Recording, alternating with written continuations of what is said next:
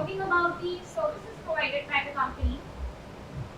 The company provides assurance, tax, consulting, and advice services. It has 700 offices in around 150 countries, and I was in the New Delhi office.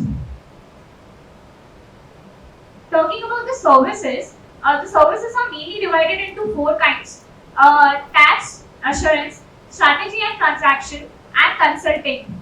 I was in the strategy and transactions.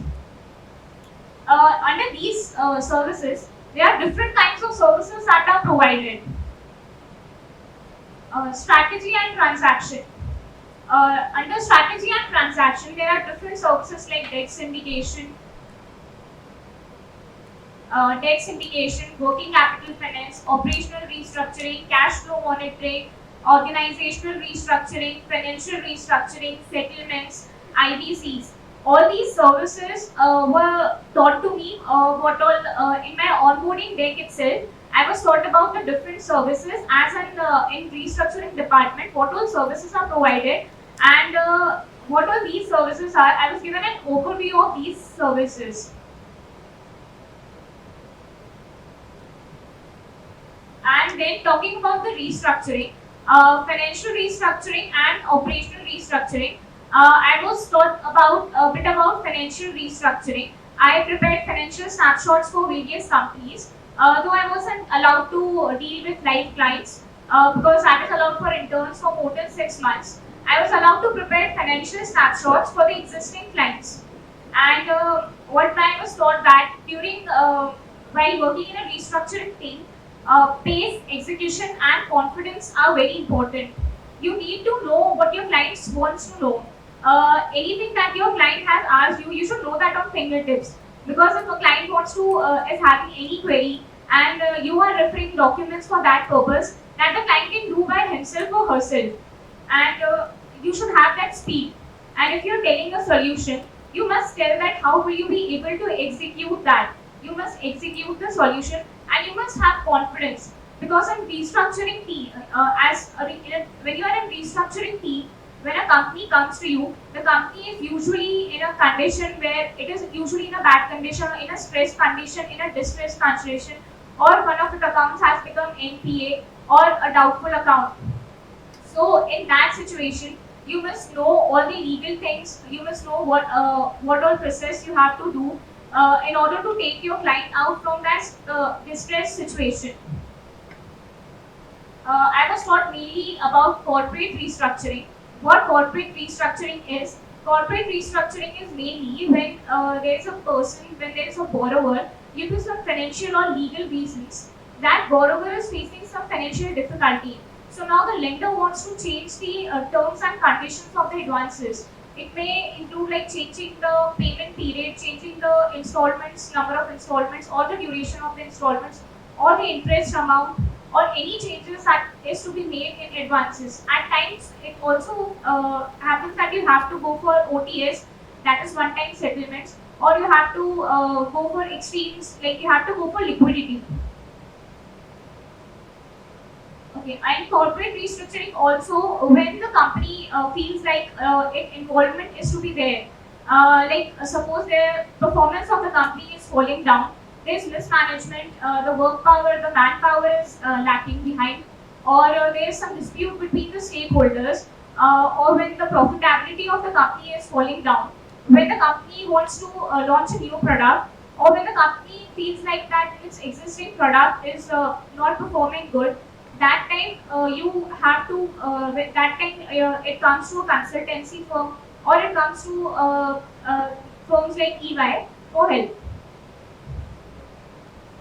Also, I had learned various RBI circulars. I was asked that I should know these circulars word by word. So I had read various circulars word by word because these circulars are very important. If you are in a restructuring team, you should know the legalities. First of the important circular that I studied was Prudential Circular on resolution of stressed assets. It was a June 7, 2019 RBI circular which defines what is restructuring, how to categorize accounts as SMA, that is special mention account. This helps in early identification, recognition, and how to deal with the stressed assets.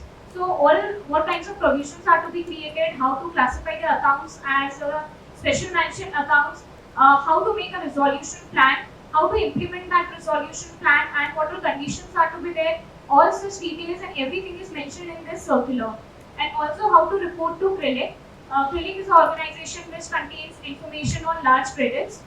You need to report to CRELIC on monthly basis, and when there is a default, you need to report to CRELIC on weekly basis. That is on every Friday. For borrowings worth rupees 5 crore or more.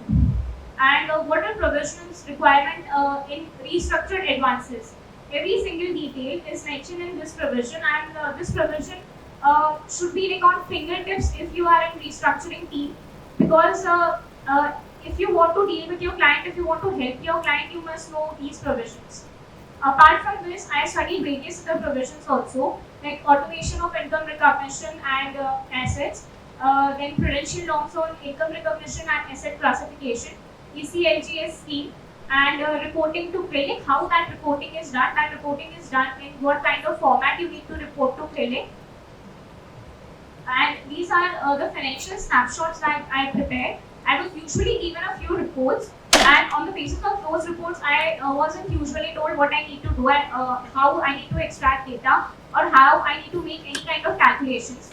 Usually, I was given a format, and I was given a few reports, and in fact, I was used to given a 4 to 5 reports. I had to figure out from which report the figures are picked up, and on the basis of previous data, I had to figure out how the calculations are being made, and then I had to update the data for the current financial years. So this was the benchmarking financial snapshot that I prepared for a few Indian peers.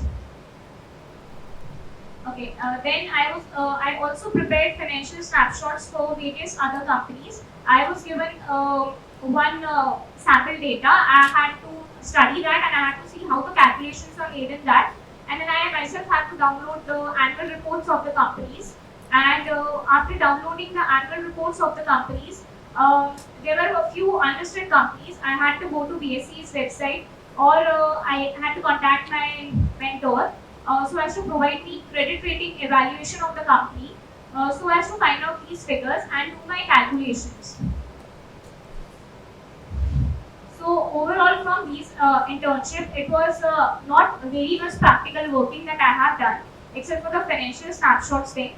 But there was a lot of learning starting from the interview in EY to the period of getting the certificate of completion, and working with my mentor, and my mentor also connected me to 2-3 of the people in the restructuring team only. And I was like not during that period, my mentor she used to teach me a few of the things, like she just taught me randomly. She used to make me a call, and she would taught me one of the financial term. Like she felt like, okay, if I'm in restructuring team, it is important for to me to know what is sustainable debt, or what is what is debt syndication, what is consortium. So she used to tell me various of the financial terms. So many financial terms were added to my financial literacy, and also I would never thought that I would ever study these RBI circulars word by word. But not just I studied these RBI circulars, but I also learned a few of them, and I know the provisions, and how if a company how to categorize an account as stress or a loss-making account, and in case if an account becomes an NPA, how to deal with that? What would be the further process of dealing with that?